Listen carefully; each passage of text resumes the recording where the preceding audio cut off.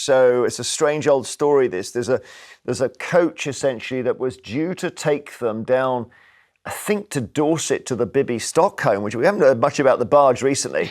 There's then a protest. No one could get on the coach, so it goes down empty. I mean, look, Aisha and I are probably not going to agree about the policy in general, but we probably can agree that this is just farce upon farce with this government and their migrant policy. I mean, at the very least, if you're going to do this, and I think it was a ridiculous thing to do anyway, because once they get to the Bibby Stockholm, they can just walk off it again. If you're going to do it, make sure the coach leaves full of migrants. Was this what they call performative? Is that because it was the local election day?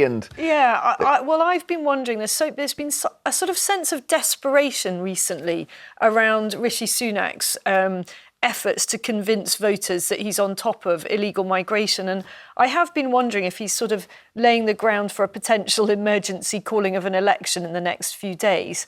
But anything that he's done in the last few days will not have convinced anybody. What do you make of those awful pictures? Just chaotic, isn't it? Yeah, I mean, terrible pictures, really chaotic. But I think the word performative is absolutely right. You know, there's this phrase, virtue signalling, and I think what the government is trying to do is sort of vice signalling over this policy.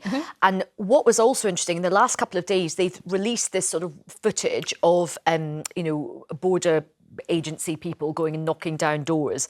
Now, some people are saying that's actually breached what's known as purder rules, but I think it's all part, as Isabel said, to send out this narrative going, we're on it, guys, we're being really tough. We've got one person on a flight, even though they paid that person £3,000 to get on that flight. Well, they were a volunteer. And they were volunteer.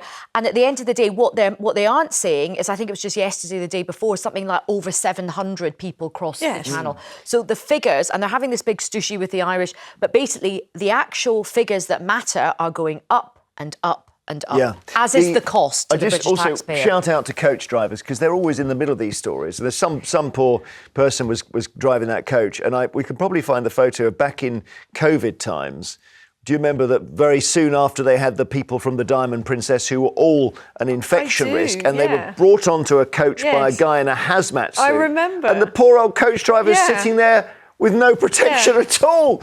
It's, they're just taken for granted, I think. They really are. They have a really horrible time, like anyone who drives a bus or a coach is don't ever drive for the government is the bottom line, and particularly not on an election day. Lots of papers.